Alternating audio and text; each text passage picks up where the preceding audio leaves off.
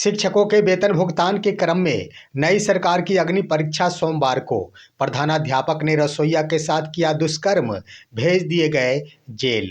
अब और बिहार के शिक्षक और शिक्षिकाएं अपने विद्यालय में ही नहीं है सुरक्षित, किए जा रही है शोषण। नमस्कार दोस्तों, मैं हूं आपका दोस्त एसके चौधरी।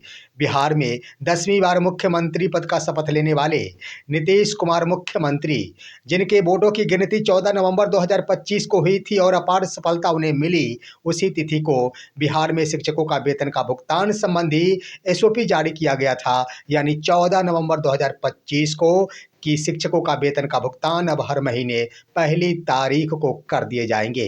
दोस्तों, इससे संबंधित अग्नि परीक्षा होने वाली है और इसी से स्पष्ट हो जाएगा कि आखिर शिक्षकों से संबंधित जो भी समस्याएं हैं उनका निराकरण आखिर नई सरकार के गठन हो जाने के बाद ससमय हो पाता है या फिर नहीं। वहीं बिहार के अन्य शिक्षकों के मामले में कहा जाए, अब तो शिक्षक अपने विद्यालय में ही सुरक्षित नहीं है, चाहे वो शिक्षक हो या फिर शिक्षिका हो। कहीं बच्चों से परेशान है तो कहीं प्रधानाध्यापक द्वारा ही उनका शोषण किया जा रहा है। वहीं पर दोस्तों, एक बड़ी खबर आई है कि प्रधानाध्यापक को अब संभल कर या नौकरी करना होगा, क्योंकि एक बड़ी खबर है, प्रधानाध्यापक को शर्मसार करने वाली खबर है कि एक रसोइया के द्वारा बड़ा आरोप लगाते हुए दुष्कर्म करने की खबर आई है, जिसमें प्रधानाध्यापक को आखिरी तौर पर जेल भेज दिया गया है। आइए आज के इस वीडियो में विस्तार पूर्वक इन तमाम खबरों से हम आप सभी को रूबरू कराते हैं। लेकिन इससे पहले अगर आपने अभी तक हमारे इस चैनल सुसत्य वचन को सब्सक्राइब नहीं किए होंगे तो कृपया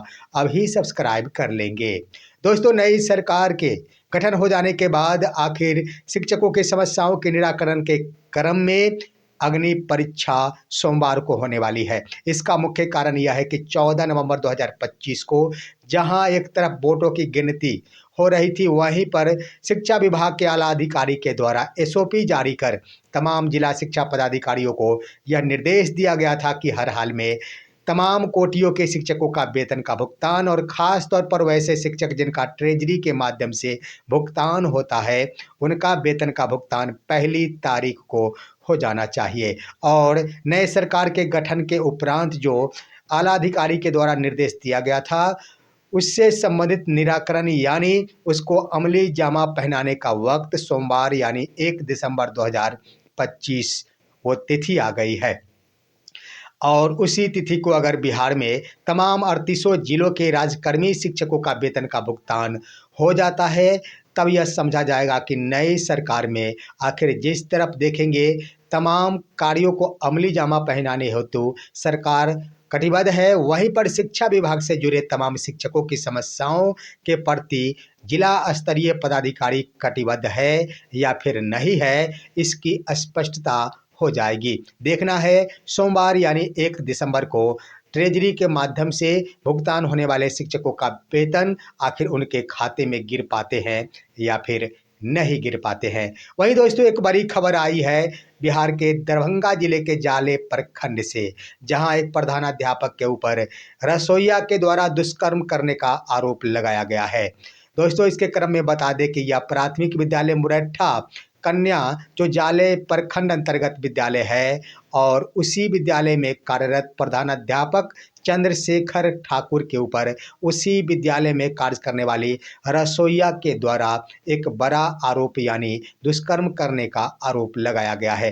दोस्तों, इससे संबंधित उन्होंने आवेदन सुपुर्द कराई है जाले प्रखंड के अंतर्गत थाना प्रभारी को और उन्होंने दुष्कर्म करने की बातें कही है। दरअसल उनके द्वारा सुपुर्द कराया गया आवेदन में यह कहा गया है कि 18 नवंबर 2025 को प्रधानाध्यापक चंद्रशेखर ठाकुर के द्वारा विद्यालय संबंधी कार्य के लिए ही अपना घर मुझे बुलाया गया था और वहां घर पर जाने के बाद अंदर से दरवाज़ा बंद कर मेरे साथ दुष्कर्म किया गया। उसके बाद उनका आरोप है कि उस तुरंत बाद यानी उसके अगले तिथि 27 नवंबर 2025 को उसी प्रधानाध्यापक चंद्रशेखर ठाकुर के द्वारा एक बार फिर से मुझे शहर के एक होटल में जाने को कहा गया, होटल में चलने को कहा गया, परंतु जब मैंने वहां जाने से इनकार कर दी तब जाकर उन्होंने ये सारी बातें हमारे पति को बता दिए और पति ने फ़ोन कर मुझे सारी बातें बताई, जिसके कारण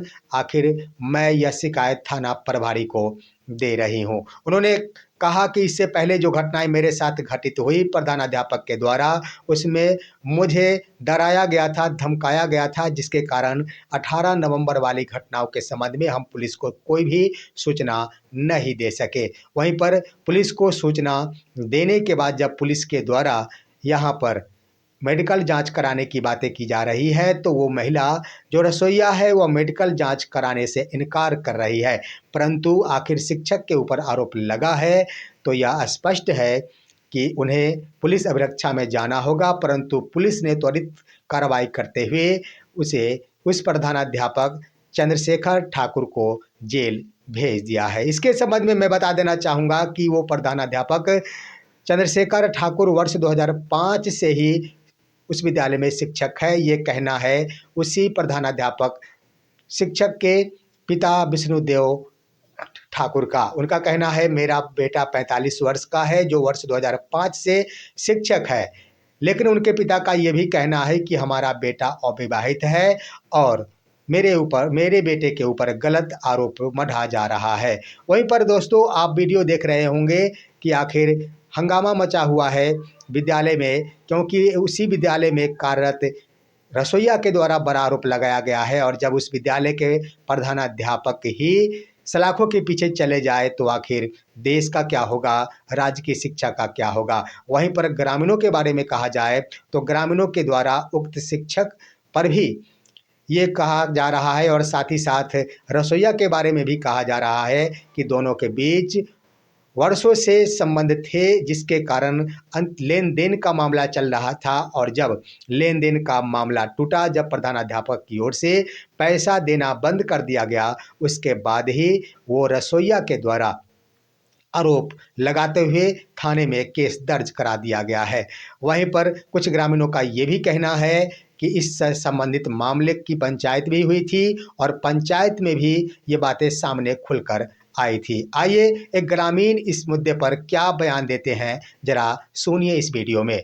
तो केवल शिक्षक की ही बात नहीं है, वहाँ उसके साथ जो संलिप्त है वो आज से नहीं कई वर्षों से ये दोनों आपस में इस तरह के से संबंधित हैं और दोनों में जो गलत तरह का जो अभी सुनने को देखने को मिल रहा है वो एकदम सच्चाई है।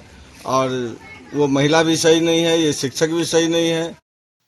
तो दोस्तों आपने देख लिया कि किस तरह ग्रामीण के द्वारा खुला रूप से ही कहा जा रहा है कि दोनों के बीच यह संबंध पहले से है। इस तरह से कह दिया जाए तो ग्रामीणों के आधार पर, और एक नहीं कई ग्रामीणों का कहना है कि प्रधानाध्यापक की दोषी है, तो इसके आधार पर यह शर्मसार कर देने वाली घटना है। और एक प्रधानाध्यापक जिनके ऊपर विद्यालय की पूर्ण जवाबदेही होती है, अगर एक प्रधानाध्यापक के ऊपर ऐसी खबर आ रही है तो पूरे बिहार के प्रधानाध्यापक शर्मसार हो रहे हैं। कम से कम बिहार के प्रधानाध्यापकों को जो भी इस खबर को सुन रहे होंगे जरूर अपने आप को शर्मिंदगी महसूस कर रहे होंगे, क्योंकि एक शिक्षक के कारण आखिर पूरा शिक्षक समाज ही दूषित और लज्जित हो जाता है। वहीं दोस्तों इन दिनों बिहार के तमाम कोटि के शिक्षकों के क्रम में कहा जाए, चाहे वो पुरुष शिक्षक हो या फिर महिला शिक्षिका हो, वो शिक्षिका अपने घर में ही यानी अपने कार्यरत विद्यालय में ही अपने आप को सुरक्षा नहीं दे पा रही है।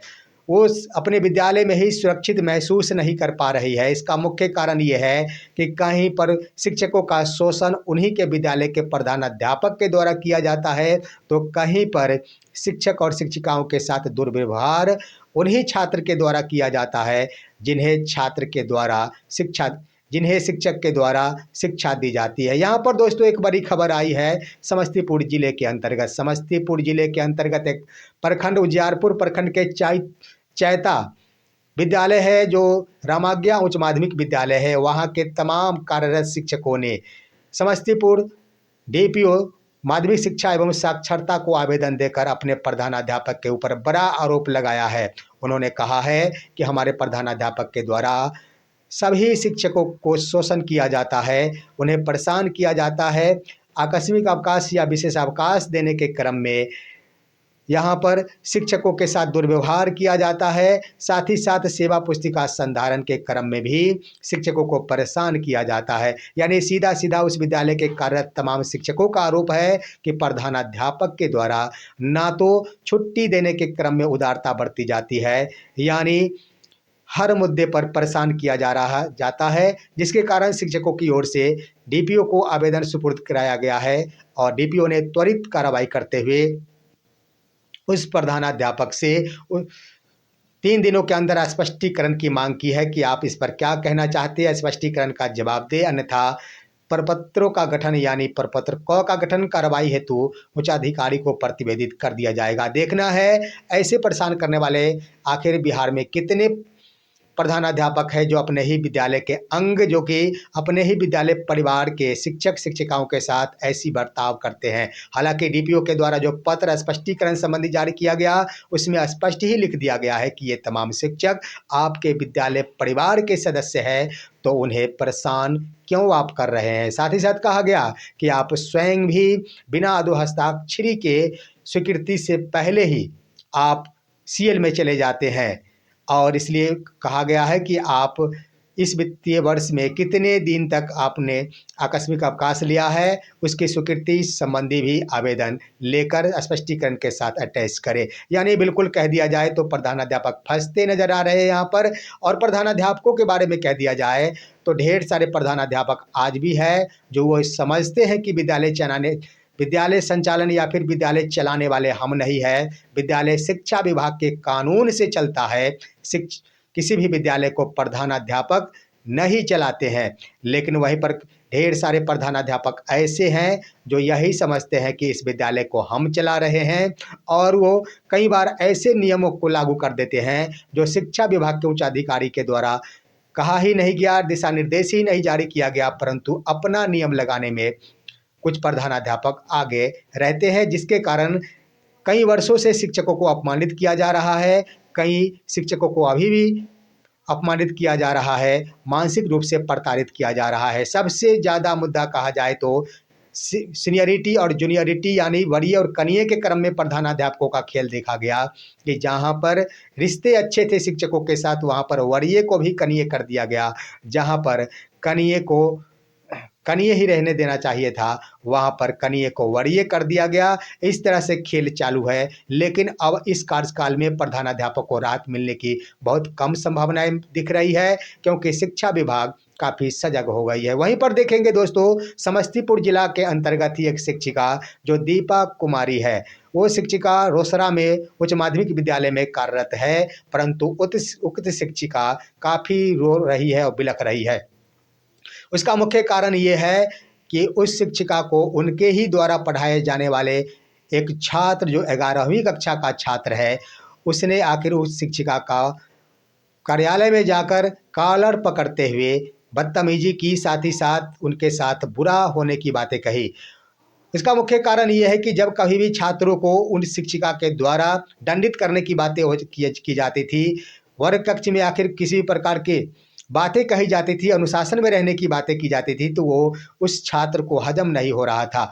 और उस छात्र के द्वारा इससे पहले भी उदारता अपनाई गई है। यहाँ के प्रधानाध्यापक उस रोसड़ा विद्यालय के प्रधानाध्यापक के साथ बेल्ट से पिटाई करने की बातें आई थी। तो इस तरह से उस शिक्षिका दीपा कुमारी के द्वारा समस्तीपुर जिला पदाधिकारी को आवेदन दिया गया है, और आवेदन प्राप्त होते ही जिलाधिकारी की ओर से बड़ा संज्ञान लेते हुए उस छात्र को पकड़ने का आदेश दिया गया है, परंतु छात्र फिलहाल फरार है, पुलिस की पकड़ में गिरफ्त में नहीं आ पाया है। तो इस तरह से दोस्तों, शिक्षक जहां कहीं भी है असुरक्षित महसूस कर रहा है, लेकिन पूरे बिहार के तमाम कोटि के शिक्षक, चाहे प्रधानाध्यापक, प्रधान शिक्षक, विशिष्ट शिक्षक, नियोजित शिक्षक या सहायक शिक्षक हो, वो अगर यहाँ पर शिक्षकों को सुरक्षित रखना या फिर करना चाहते हैं तो सबसे पहले आत्ममंथन करना होगा, और आत्ममंथन के उपरांत अपने आप पर भी लागू करना होगा कि एक शिक्षक के साथ अगर कहीं दुर्गति हो रही तो यह दुर्गति उनकी नहीं, हमारी भी है। दोस्तों, ये है आज की खबर।